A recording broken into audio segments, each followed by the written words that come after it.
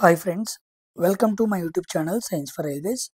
ఈరోజు మనం డిసెంబర్ రోజు జరిగిన ఫస్ట్, సెకండ్, థర్డ్ ఈ 3 షిఫ్ట్లో జరిగిన క్వశ్చన్స్ అనేవి ఎలా ఉన్నాయని మనం క్లియర్గా మాట్లాడుకుందాం. సో మార్నింగ్ టైంలో నాకు వీడియో చేయడానికి పాసిబుల్ అవనప్పుడు నేను నైట్కి కంపల్సరీగా ఆ 3 షిఫ్ట్లో ఉన్న క్వశ్చన్స్ ఎవరైనా నాకు తెలియజేస్తే కంపల్సరీగా నేను వీడియో చేస్తాను. కాబట్టి అందరూ కూడా నైట్ వచ్చే వీడియో కంపల్సరీగా చూసి మీరు మార్నింగ్ ఎగ్జామ్కి వెళ్తే కొంత కాకపోతే కొంతైనా మీకు ఎక్కడి నుంచి అడుగుతున్నాడని ఒక ఐడియా అయితే క్రియేట్ అవుతుంది.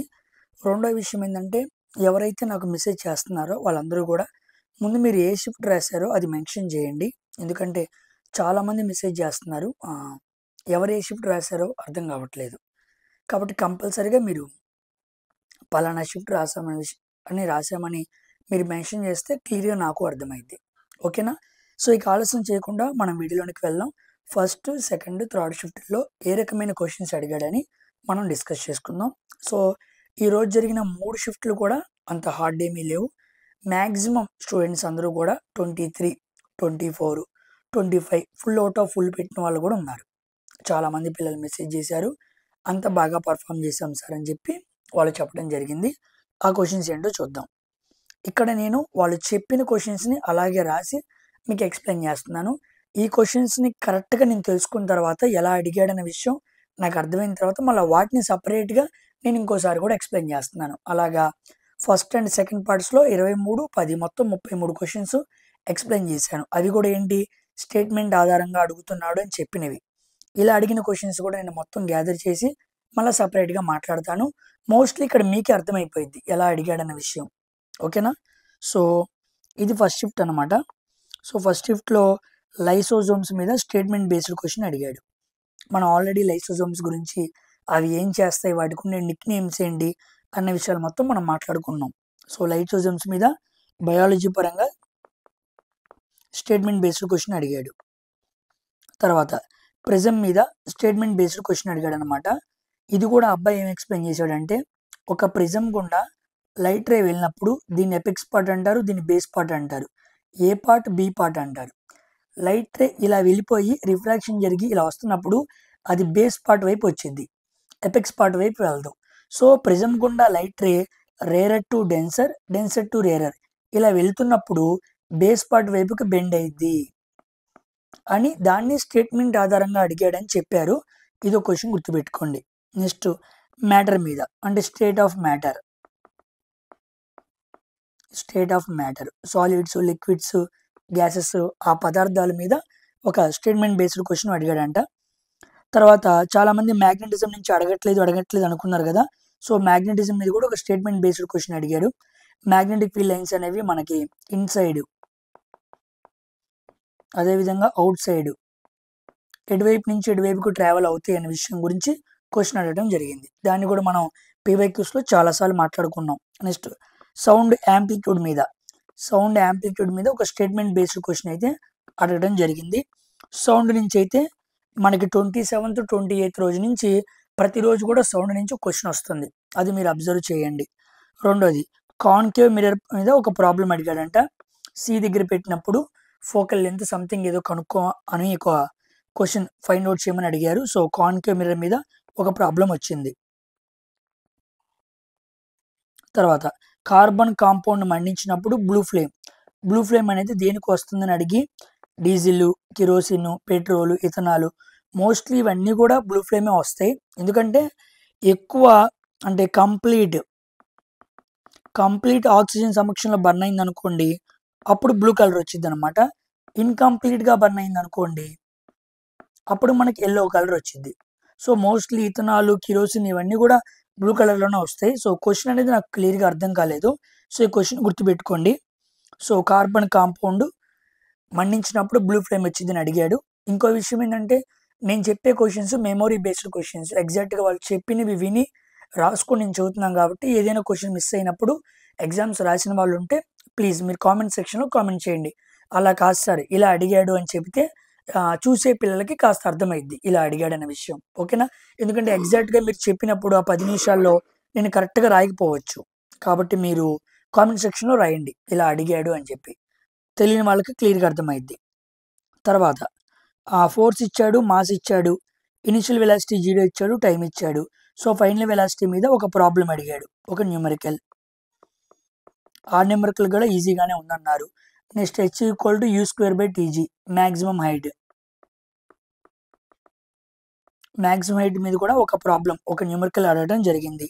Next power = work by time, దీన్ని w/t, w/t, t/w ఇలాగా స్టేట్మెంట్ ఆధారంగా అడిగాడంట, w/t. Next resistance ratio, same length areas ratio given అనమాట. సో నాకేం చెప్పాడంటే ఏరియాస్ రేషియో ఇచ్చాడు, a1 a2 1:4. అప్పుడు రెసిస్టెన్స్ రేషియో r1:r2 ఎలా ఉంటాయి అన్నాడు. సామాన్యంగా r = ρl/a. సో ఆర్కి ఏ ఇన్వర్స్లీ ప్రొపోర్షనల్గా ఉంది కాబట్టి ఈ రేషియో 4:1 అయింది. వాడు n:4 ఇస్తే 4:1 అయింది, వాడు 4:1 ఇస్తే 1:4 అయింది. సో రెసిస్టెన్స్ అనేది ఏరియాకి రివర్స్గా ఉండిద్ది అన్న విషయం గుర్తుపెట్టుకోండి. ఇవి మనం మల్టిపుల్ టైమ్స్ చేసాం, క్వశ్చన్స్ ఏమి బయటికి వెళ్ళట్లేదు. పీవైక్యూస్ చూసాము, అన్ని వాళ్ళు చెప్పిన క్వశ్చన్సే చదువుతున్నాను నేను. పీవైక్యూస్లో ఏ క్వశ్చన్స్ కనపడ్డాయో అవే అడుగుతున్నాడు సార్, వాటిని కాన్సెప్చువల్గా అడుగుతున్నాడు, అంతేగాని బయటికి ఏమీ వెళ్ళట్లేదు. ప్రతి ఒక్కరు చెప్పిన ఆన్సర్ అయితే అదే. నెక్స్ట్ ఇదిగోండి గ్రిగర్ జాన్ మెండల్. ఇక్కడ మనం జీనోటైప్ రేషియో నొటేషన్స్ మాట్లాడుకున్నాం కదా, 2 స్మాల్ టీలు ఉంటే షార్ట్ లేదా డార్ఫ్ అని రాయొచ్చు. తర్వాత రౌండ్ ఉందనుకోండి క్యాపిటల్ ఆర్. ఇది నేను క్లియర్గా హెరిడిటీలో ఎక్స్ప్లెయిన్ చేశాను, దాని మీద క్వశ్చన్ అడిగారు.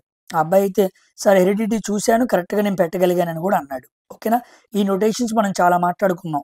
Small R, capital R, small R, next small T, capital T, ఇలాంటి నొటేషన్స్ని కూడా ఎలా తీసుకోవాలి, డామినెంట్ రైట్, రెసెసివ్ రైట్, ఎల్ఈల్స్లో వర్షన్స్ అని మనం క్లియర్గా మాట్లాడుకున్నాం. నెక్స్ట్ పీరియాడిక్ టేబుల్ అన్నారు కానీ కాదు, పీరియాడిక్ టేబుల్ కాదు. అటామిక్ స్ట్రక్చర్ నుంచి ఒక 4 క్వశ్చన్స్ వరకు వచ్చినాయి సార్. అటామిక్ స్ట్రక్చర్ నుంచి చాలా బాగా అడిగారని చెప్పారు. దాంట్లో నీల్స్ బోర్ మీద ఒక క్వశ్చన్ అడిగారు. సో ఎలక్ట్రాన్ రివాల్వ్ అవుతున్న దాంట్లో నీల్స్ బోర్ ఎలా రివాల్వ్ అవుతుంది అని చెప్పినప్పుడు అది సర్క్యులర్ పాత్లో రివాల్వ్ అవుతుంది అనే విషయం చెప్పాడు. ఇంకో అబ్బాయి ఏమన్నాడంటే దానికి పేరేం పెట్టారని కూడా అడిగారు. సో దానికి ఎనర్జీ లెవెల్ అని పేరు పెడతాం జరిగింది. దాన్ని ఎన్ అనే లెటర్తో చూపిస్తారనమాట. ఓకేనా, సో ఎన్ వాల్యూ మనకి కే, ఎల్, ఎం, ఎన్ అని ఉండిద్ది అనమాట. వీటిని ఎనర్జీ లెవెల్స్ అంటారు. అక్కడ ఎలక్ట్రాన్ అనేది రివాల్వ్ అవుతూ ఉండిద్ది. అది నేను 23 క్వశ్చన్స్ 10 క్వశ్చన్స్ ఎక్స్ప్లెయిన్ చేశాను, అక్కడ మీకు క్లియర్గా ఎక్స్ప్లెయిన్ చేశాను. వాటిని ఆర్బిట్స్ అంటారు, ఎనర్జీస్ అంటారు, షెల్స్ అంటారని మనం మాట్లాడుకున్నాం. ఆ నెక్స్ట్ రోజే నీల్స్ బోర్ అటామిక్ మోడల్ మీద క్వశ్చన్ వచ్చింది. ఇది 1913 ఆ టైంలో వచ్చిన మోడల్ అనమాట. రూథర్ఫోర్డ్ తర్వాత వచ్చింది. నెక్స్ట్ మాస్ నెంబర్ మీద అటామిక్ మాస్ కనుక్కోవడం అంటే ఎలా కనుక్కోవాలన్నాడు. సో ప్రోటాన్స్ ప్లస్ న్యూట్రాన్స్ 2 కలిపితే అది అటామిక్ మాస్ అని చెప్పాను. Protons plus neutrons atomic mass అనమాట. ఒకవేళ అటామిక్ నెంబర్ అడిగాడు అనుకోండి, ఇదిగోండి ఇక్కడ రాస్తున్నా చూడండి, అటామిక్ నంబర్ గుర్తుపెట్టుకోండి. అటామిక్ నంబర్ అంటే నంబర్ ఆఫ్ ప్రోటాన్స్, లేదా ఇంకోలా కూడా చెప్పొచ్చు అనమాట, నంబర్ ఆఫ్ ఎలక్ట్రాన్స్. ఇలా రాసి వదిలేస్తే తప్పు, దీని పక్కన ఇంకో పదం పెట్టాలి, number of electrons in neutral atom. ఇది లేకపోతే తప్పు అయిపోద్ది అనమాట. కాబట్టి ఒక యాటమ్ లోపల ప్రోటాన్స్ ఎన్ని ఉన్నాయో లేదా ఒక న్యూట్రల్ యాటమ్ లోపల ఎలక్ట్రాన్స్ ఎన్ని ఉన్నాయో అని రిప్రజెంట్ చేయడమే అటామిక్ నెంబర్. అలా కాకుండా మాస్ నెంబర్ అనుకోండి ప్రోటాన్స్ ప్లస్ న్యూట్రాన్స్ అనమాట. వీటిని మనం న్యూక్లియన్స్ అంటాం. మనం చాలాసార్లు మాట్లాడుకున్నాం ఇది. ఇవి 2 కూడా పీవైక్యూస్లో నేను మల్టిపుల్ టైమ్స్ ఎక్స్ప్లెయిన్ చేశాను, అదే క్వశ్చన్ వచ్చింది. ఓకేనా, అటామిక్ నెంబర్లో ఏ ఉంది కాబట్టి చాలామంది అటామిక్ లెటర్ని ఏతో చూపిస్తాం అనుకుంటారు. కాదు, అటామిక్ నెంబర్ని జెడ్తో చూపించాలి, మాస్ నెంబర్ని ఏతో చూపించాలి. ఓకేనా, గుర్తుపెట్టుకోండి. ఇప్పుడు మనం మాస్ నెంబర్లో నుంచి అటామిక్ నెంబర్ తీసామనుకోండి న్యూట్రాన్స్ వస్తాయి అనమాట. గుర్తుపెట్టుకోండి, ప్రోటాన్స్కి పాజిటివ్ ఛార్జ్, ఎలక్ట్రాన్స్కి నెగిటివ్ ఛార్జ్, న్యూట్రాన్స్కి no charge, I mean neutral charge.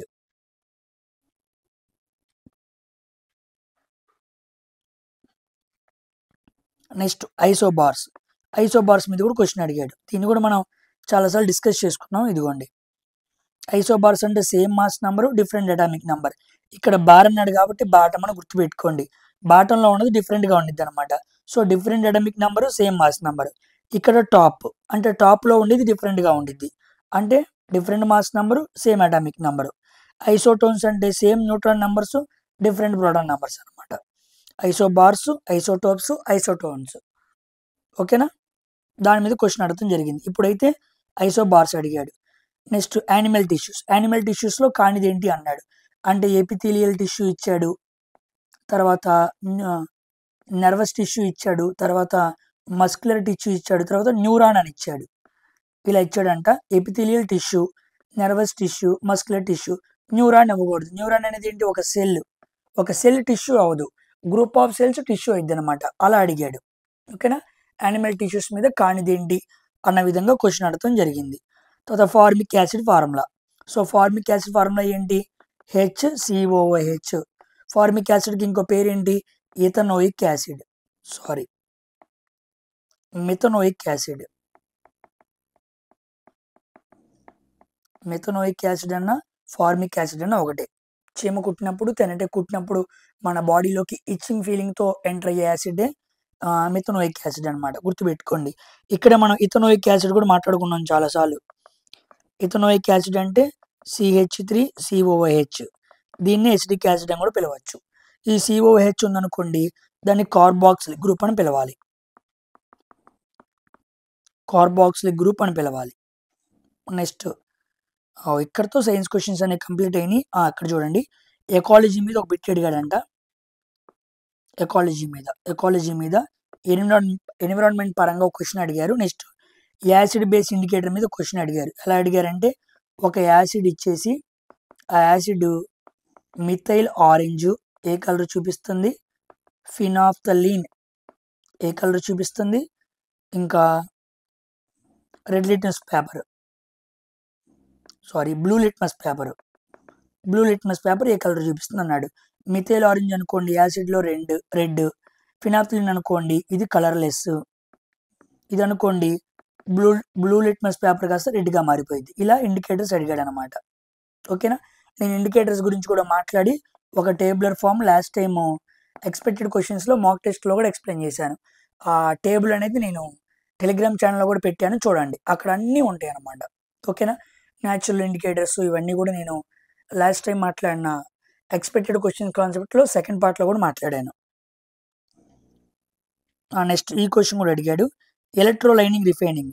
ఇది చూడండి, ఎలక్ట్రోలైటిక్ రిఫైనింగ్ మెటల్స్ డిపాజిటెడ్ అంటే ప్యూర్ మెటల్స్ని కొన్నిసార్లు ఎలక్ట్రోలైటిక్ రిఫైనింగ్ చేస్తున్నప్పుడు ప్యూర్ మెటల్ ఎక్కడ ఫామ్ అయింది అన్నాడు. అంటే మనకి భూమిలో దొరికిన ఓర్స్ అనేవి ఇంప్యూరిటీస్తో ఉంటాయి అన్నమాట. వాటిని మనం ఎక్స్ట్రాక్షన్ చేసేటప్పుడు హై రియాక్టివ్ మెటల్స్కి మనం ఎలక్ట్రోలైటిక్ రిఫైనింగ్ వాడతాం. అలా వాడుతున్నప్పుడు ప్యూర్ మెటల్ అనేది ఎక్కడ డిపాజిట్ అయ్యింది అంటే క్యాథోడ్ దగ్గర అనమాట. యానోడ్ దగ్గర ఇంప్యూరిటీస్ ఫామ్ అవుతాయి. ఓకేనా, సో ఇదంతా కూడా ఫస్ట్ షిఫ్ట్లో అడిగిన క్వశ్చన్స్ అనమాట. సో క్వశ్చన్ పేపర్ అయితే ఈజీ, 25 నుంచి 24, 1-2 క్వశ్చన్లు మిస్ అవ్వచ్చు హరియప్లో, కానీ మిగతా అన్ని క్వశ్చన్స్ కూడా ఆన్సర్ చేసే విధంగా ఉన్నాయి అని చెప్పడం జరిగింది. ఓకేనా, కమింగ్ టు షిఫ్ట్ 2. షిఫ్ట్ 2లో న్యూటన్స్ ఫస్ట్ లా ఎగ్జాంపుల్ అడగడం జరిగింది. Law of inertia, heat formula, I²RT, దీని మీద క్వశ్చన్ అడగడం జరిగింది. తర్వాత రఫ్ ఎండోప్లాస్టిక్ రెటిక్యులం మీద క్వశ్చన్ అడిగారు.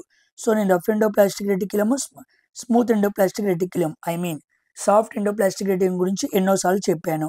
ఎండోప్లాస్టిక్ రెటిక్యులంని మనం transport system of the cell అంటారు. దీన్ని ప్యాకేజింగ్ హౌస్ అని కూడా పిలుస్తూ ఉంటారు. గోల్గి కాంప్లెక్స్ని పోస్ట్ ఆఫీస్ అంటూ ఉంటారు. సో దీని మీద అడగటం జరిగింది. ఫ్లెమింగ్ లెఫ్ట్ హ్యాండ్ రూల్, ఇది మనం ఫోర్స్ డైరెక్షన్ తెలుసుకోవడానికి వాడే ఫ్లెమింగ్ లెఫ్ట్ హ్యాండ్ రూల్, మోటార్కి వాడతాం. మాస్ వెయిట్ డిఫరెన్స్ మీద ఒక క్వశ్చన్ అడగటం జరిగింది. ఇంతవరకు బ్యాలెన్సింగ్ మీద రాలేదు అంటున్నారు కదా, ఇదిగోండి బ్యాలెన్సింగ్ మీద క్వశ్చన్ అడగటం జరిగింది. Next atomic mass of H2O CO2, hydrogen అనుకోండి 2 కాబట్టి 1 × 2, ఆక్సిజన్ అనుకోండి 8 రోజులంతా 16. సో వాటర్ మాలిక్యూల్ యొక్క అటామిక్ మాస్ అంటే 18. అలా మనం CO2 కూడా కనుక్కోవచ్చు ఈజీగా, అలా అడిగాడు అనమాట. Next anode cathode based question ఒకటి అడిగాడు. ఫస్ట్ షిఫ్ట్లో కూడా యానోడ్ క్యాథోడ్ మీద క్వశ్చన్ ఉంది, ఇక్కడ కూడా యానోడ్ క్యాథోడ్ మీద క్వశ్చన్ ఉంది, గుర్తుపెట్టుకోండి. ఇదిగోండి, హలో అన్న, నేను ఈరోజు సెకండ్ షిఫ్ట్ ఎగ్జామ్ రాశాను, ఓకే. పేపర్ లెవెల్ రీజనింగ్ ఈజీగా ఉంది, మ్యాథ్స్లో 20 క్వశ్చన్స్ ఈజీగా ఉన్నాయి, 5 ఆర్ క్యాలిక్యులేటివ్. ఎప్పుడు ఇలాగే వస్తుంది. ఫర్ ద ఫస్ట్ షిఫ్ట్ నుంచి ప్రతిరోజు ఇదే ప్యాటర్న్లో వెళ్తున్నాడు. 20 క్వశ్చన్లు చేసే విధంగా, ఒక 5 క్యాలిక్యులేటివ్ విధంగా. GS moderate because of you, okay. GK it is based on current affairs like current polity like that, but 1 question is repeated, okay. Question ఒకటి రిపీట్ అయిందనమాట అదే షిఫ్ట్లో. జిఎస్లో కెమికల్ ఈక్వేషన్ బ్యాలెన్సు, ఐస్క్వేఆర్టీ ఇది కూడా చెప్పాడు. 1 హీట్ ప్రాబ్లం, మాస్ మీద statement based question like oxygen and hydrogen 8:1 ఇలా రేషియో అడిగాడు అనమాట. ఇదిగోండి ఇలా ఆక్సిజన్ హైడ్రోజన్ 8:1. నెక్స్ట్ సెల్ నుంచి ఒక 2 క్వశ్చన్స్ అవి గుర్తులేదన్నా, ఓకే. ఎన్విరాన్మెంట్ బేస్డ్ క్వశ్చన్ 2 వచ్చినాయి అంట. ఎన్విరాన్మెంట్ మీద 2 క్వశ్చన్స్ వచ్చినాయి. తర్వాత రఫ్ ఎండోప్లాస్టిక్ రెటిక్యులం మైక్రోసాఫ్ట్ చూస్తే, ఓకే. మైక్రోసాఫ్ట్లో చూస్తే రఫ్ ఎండోప్లాస్టిక్ రెటిక్యులం ఎలా కనపడుతుంది అడిగాడా. ఇదిగోండి చూసారా, మనకు తెలియపోతే రఫ్ ఎండోప్లాస్టిక్ రెటిక్యులం గురించి మామూలుగా మాట్లాడుకుంటూ వెళ్ళిపోతున్నాం, కానీ వాడు చూడు క్వశ్చన్ ఎలా అడిగాడు. చెప్తాను, దీని గురించి నేను ఎక్స్ప్లెయిన్ చేస్తాను. తెలియదు అనుకోండి, ఇక్కడ చూడండి క్వశ్చన్ అబ్బాయి ఇలా రాశాడు, మనం రఫ్ ఎండోప్లాస్టిక్ రెటిక్యులం గురించి మామూలుగా చదువుకుంటాం, కానీ అబ్బాయి పాయింట్ మెన్షన్ చేశాడు చూసారా, మైక్రోసాఫ్ట్ అన్నాడు, మైక్రోస్కోప్ అన్నమాట. బహుశా మైక్రోస్కోప్ అయి ఉండిద్ది. త్రూ మైక్రోస్కోప్ ద్వారా చూసినప్పుడు అది ఎలా కనపడిద్ది అని అడుగుండొచ్చు. దాని గురించి మనం ఆలోచిద్దాం. రఫ్గా కనపడుతుంది, దాని మీద ఆ లేయర్ ఫామ్ అయ్యే ఆప్షన్స్ ఆర్, ఓకే. రఫ్గా కనపడటానికి దాని మీద ఆ లేయర్ ఎందుకు ఉంది. రఫ్ ఎండోప్లాస్టిక్ రెటిక్యులంలో ఆర్ మీన్స్ ఏంటి, రైబోజోమ్స్. రైబోజోమ్స్ ఉంటాయి కాబట్టి రఫ్గా ఉండిద్ది అని చెప్పచ్చు. కాబట్టి రైబోజోమ్స్ ఆన్సర్ అవ్వాలి, ఇది కాదు, ఓకేనా. సో క్వశ్చన్ అబ్బాయి బాగా రాశాడు. ఇది రఫ్ ఎండోప్లాస్టిక్లో వై రఫ్, బికాస్ రైబోజోమ్స్ ఉంటాయి కాబట్టి. స్మూత్ ఎండోప్లాస్టిక్ రెటిక్యులం స్మూత్గా ఉండిద్ది, బికాస్ రైబోజోమ్స్ ఉండవు కాబట్టి. ఇంకా బస్సు సడన్గా బ్రేక్ వేస్తే ఏంటి, అది ఇనిషియా గురించి అన్న. ఒక క్వశ్చన్, స్విమ్మర్ బ్యాక్కి వాటర్ పుష్ చేస్తే ఏం జరిగిద్ది, ఓకే. ఏం జరిగిద్ది అని అడిగాడు. అప్పుడు ఏం జరుగుతుందని అడిగాడు అన్నాడు, ఓకే. గుర్తుపెట్టుకొని దీని గురించి మాట్లాడతాను. స్విమ్మింగ్ బేస్డ్ క్వశ్చన్ అనమాట.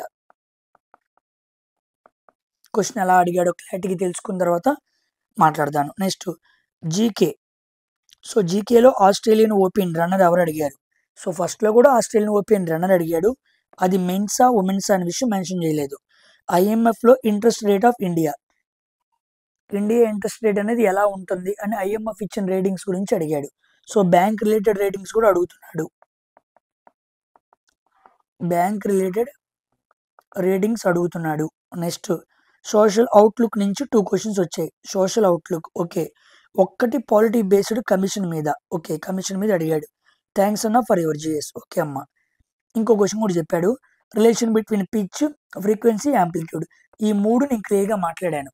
సౌండ్కు ఉండే properties, pitch, frequency, amplitude, quality. So దాని మీద ఎలా క్వశ్చన్ వచ్చాడో ఒకసారి నేను గమనించిన తర్వాత మళ్ళీ నేను ఎక్స్పెక్టెడ్ క్వశ్చన్స్ మాట్లాడతాను కదా, వాటిలో క్లియర్గా మాట్లాడతాను, ఓకేనా. సో ఇది సెకండ్ షిఫ్ట్ అనమాట. ఇక్కడతో సెకండ్ షిఫ్ట్ అనేది కంప్లీట్ అయ్యింది. తర్వాత థర్డ్ షిఫ్ట్ చూడండి. థర్డ్ షిఫ్ట్లో World Economic Forum host city. World Economic Forum ఎక్కడ హోస్ట్ చేశారు 2025 అని అడిగారు. సో 2025 అది ఎక్కడ జరిగిందంటే దావోస్. అది ఎక్కడ అంటే స్విట్జర్లాండ్ అనమాట, ఓకేనా. Arjun award in para category. So నాకు పారా కేటగిరీ అని చెప్పాడు కానీ క్లియర్గా చెప్పలేదు. సో ఇన్ఫర్మేషన్ చూడండి, అర్జున్ అవార్డు మొత్తం మనకి 32 వచ్చినాయి అనమాట టోటల్. దాంట్లో 17 పారా అథ్లెటిక్స్కి వచ్చినాయి అనమాట. పారా అథ్లెటిక్స్ మొత్తం 17 వచ్చినాయి. ప్యారిస్లో పారా ఒలింపిక్స్లో మనకి 29 మెడల్స్ వచ్చినాయి 2024లో. 7 గోల్డ్, 9 సిల్వర్, 13 బ్రాంజ్. సో మనం 29 మెడల్స్ అంటే ఎక్కువగా ప్యారిస్ పారా ఒలింపిక్స్లో తెచ్చాం కాబట్టి ఈసారి అర్జున అవార్డులో ఎక్కువ మంది పారా అథ్లెటిక్ పర్సన్స్ ఉన్నారనమాట, ఓకేనా. పారా అథ్లెటిక్స్ 10 మందికి వచ్చినాయి, పారా స్పోర్ట్స్ 8 మందికి వచ్చినాయి. అదేంటి పారా అథ్లెటిక్స్ స్పోర్ట్స్ ఒకటి కాదా అంటే కాదు. పారా స్పోర్ట్స్ అంటే ఇక్కడ మనకు బ్యాడ్మింటన్, ఆర్చరీ ఇలాంటివి వస్తాయి. అదే పారా అథ్లెటిక్స్ అనుకోండి, long jump, high jump, track field, sprint ఇలాంటి అథ్లెటిక్స్ సంబంధించిన స్పోర్ట్స్ వస్తాయి అన్నమాట. ఇక్కడ మనకి బ్యాడ్మింటన్, షూటింగ్, ఆర్చరీ, రెజ్లింగ్ ఇలాంటివి అనమాట సంథింగ్. సో పారా స్పోర్ట్స్లో వస్తూ ఉంటాయి. సో 10, 18 గుర్తుపెట్టుకోండి. సో ఓవరాల్గా 32 అనమాట. సో అర్జున అవార్డ్స్ ఈ స్పోర్ట్స్ అవార్డ్స్ అన్నీ ఒకసారి చూసుకుంటే మంచిది. ఎందుకంటే ఫస్ట్ షిఫ్ట్లో కూడా అర్జున అవార్డు గురించి అడిగాడు, ఇప్పుడు కూడా అర్జున అవార్డు గురించి అడిగాడు, సెకండ్ రోజు కూడా అడిగినట్టున్నాడు. సో ఎందుకైనా మంచిది కేఎల్ రత్న అవార్డు, అర్జున అవార్డ్స్, అర్జున అవార్డులో కోచ్ కూడా అడిగాడు అనమాట. ఓకేనా, రాజరత్నం పేట్కర్ అది కూడా మనం మాట్లాడుకున్నాం, పారా స్విమ్మర్. సో ఎందుకైనా మంచిది అర్జున అవార్డ్స్ గురించి ఒక రౌండప్ వేసుకుంటే మీకే మంచిది అనమాట. ఓకేనా, ఒకవేళ క్వశ్చన్ రిపీట్ అయ్యి అది నీ షిఫ్ట్లో వచ్చింది అనుకోండి, that is beneficial to you. Next glucose formula C6H12O6, multiple vision ఎక్కడ జరిగింది అని అడిగాడు, ప్లాస్మోడియం. బోర్స్ అటామిక్ మోడల్, ఇదిగోండి థర్డ్ షిఫ్ట్లో కూడా బోర్స్ మోడల్ మీద క్వశ్చన్ అడిగాడు. సో నేను బోర్స్ మోడల్ గురించి మాట్లాడతాను. ఓకేనా, సో బోర్స్ అటామిక్ మోడల్లో ఫిక్స్డ్ ఎనర్జీ లెవెల్స్ ఉంటాయి అనమాట, KLMNO అని. నెక్స్ట్ నాన్ మెండల్స్ ప్రాపర్టీ మీద క్వశ్చన్ అడిగాడు, లిక్విడ్ ప్రాపర్టీస్ మీద క్వశ్చన్ అడిగాడంట. సో ఎగ్జాక్ట్గా చెప్పలేదు, నేను మాట్లాడతాను వాటిని. ఆ క్వశ్చన్స్ ఏమై ఉంటాయో అన్న రౌండప్ వేసి దాని చుట్టూ కూడా ఇన్ఫర్మేషన్ గ్యాదర్ చేస్తాను. Newton's first law of inertia.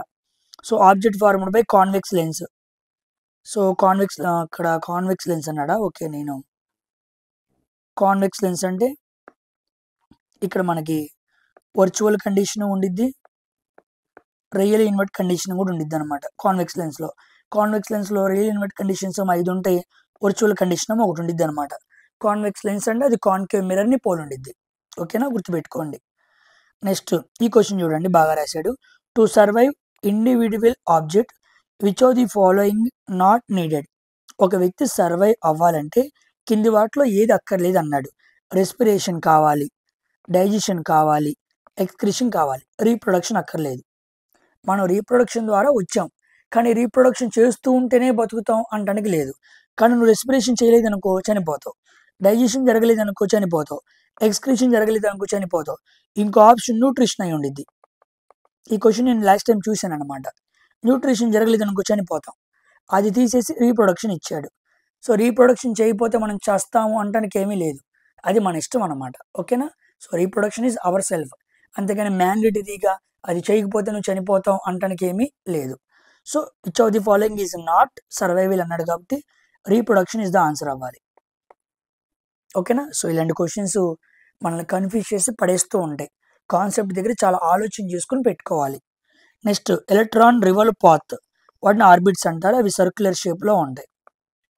ఓకేనా, సో తర్వాత about dendrites. So nerve cell చుట్టూ డెండ్రైట్స్ ఉంటాయి కదా, అవి రిసీవ్ ఇంపల్సెస్ని రిసీవ్ చేసుకుంటూ ఉంటాయి. ఒక నర్వ్కి ఇంకో నర్వ్కి మధ్య సినాప్స్ గ్యాప్స్ ఉంటాయి. సో ఆ పార్ట్ కూడా మీరు చదువుకోండి, అది మనకి కోఆర్డినేషన్లో వస్తుంది అనమాట, సెంట్రల్ నర్వస్ సిస్టంలో వస్తుంది. నర్వ్ సెల్ గురించి అక్కడ ఒకసారి చూడండి. డిస్ప్లేస్మెంట్ మీద క్వశ్చన్ ఉంది, వెలాసిటీ మీద క్వశ్చన్ ఉంది. Total resistance of 10 resistors of each is R. Each resistance ఒక వాల్యూ 6, అలాంటివి 10 ఉన్నాయంట, వాటిని సిరీస్లో కలిపామన్నాడు. నేను చెప్పాను కదా, ఆర్ ఈక్వల్ టు సిరీస్లో కలిపితే RN, అదే ఆర్ ఈక్వల్ టు ప్యారలో కలిపితే R/N. ఎప్పుడు ఇది ఈక్వల్ రెసిస్టర్స్ ఇచ్చి నెంబర్ ఆఫ్ రెసిస్టర్స్ని మెన్షన్ చేసినప్పుడు. కాబట్టి 10 అన్నాడు కాబట్టి 10 × R అనమాట. ఓకేనా, అక్కడ వాల్యూ ఇస్తే వాల్యూ పుట్ చేసుకొని ఆన్సర్ పెట్టచ్చు. సో ఇది థర్డ్ షిఫ్ట్లో అడిగిన క్వశ్చన్స్ అనమాట. ఓకేనా, సో ఈరోజు 1 డిసెంబర్ రోజు జరిగిన 1st, 2nd, 3rd ఈ 3 షిఫ్ట్ పేపర్లు కూడా నా దగ్గరికి పంపించిన ప్రతి ఒక్క పిల్లల క్వశ్చన్స్ నేను తీసుకొని క్లియర్గా దాని చుట్టూ విషయాన్ని మీతో మాట్లాడాను. వీటికి సంబంధించి కొన్ని ఇంపార్టెంట్ క్వశ్చన్స్ నేను రెడీ చేస్తాను. రెడీ చేసి ఆ వీడియో కూడా మెల్లిగా అప్లోడ్ చేస్తాను. మీకు కనపడుతున్న ప్రతి క్వశ్చన్ దగ్గర ఆ కాన్సెప్ట్ని ఒకసారి రివైజ్ చేసుకోండి. రివైజ్ చేయమన్నా మనకి గంటలు కాకుండా ఒక 10 నుంచి 15 నిమిషాలు ఆ టాపిక్కి రివైజ్ చేసుకోండి. అది మీరు ఎప్పుడు చదివిన టాపిక్ అనుకోండి, ఇన్ కేస్ మీకు టైం ఉందనుకోండి, అప్పుడు దానికోసం ఒక 1 అవర్ కేటాయించి జాగ్రత్తగా చూడండి. ఓకేనా, సో నేను అప్లోడ్ చేస్తానని చెప్పిన వీడియోస్ అప్లోడ్ చేస్తా, అవి వస్తూనే ఉంటాయి. ఆ మధ్యలో ఇలా పేపర్స్ ఒక షిఫ్ట్ అనాలిసిస్ వీడియోస్ కంపల్సరీగా వస్తూనే ఉంటాయి. అవి మీరు చూసి లైక్ చేసి షేర్ చేయడం మర్చిపోవద్దు. ఓకేనా, మీరు బాగా లైక్ చేస్తే ఇలాంటి సపోర్ట్ నాకు అందితే నేను ఇంకా ఎక్కువ వీడియోస్ చేయడానికి అవకాశం ఉండిద్ది. అండ్ వన్ మోర్ థింగ్ బాగా గుర్తుపెట్టుకోండి, రేపు ఎవరైతే ఎగ్జామ్స్ రాస్తారో రాసిన తర్వాత వాళ్ళు షిఫ్ట్ ఇది అని మెన్షన్ చేసి నాకు మెసేజ్ చేయండి. ఓకేనా, సో రేపటి షిఫ్ట్ అనాలిసిస్తో మరొకసారి కలుద్దాం. Until then thank you very much for watching science for railways. Bye.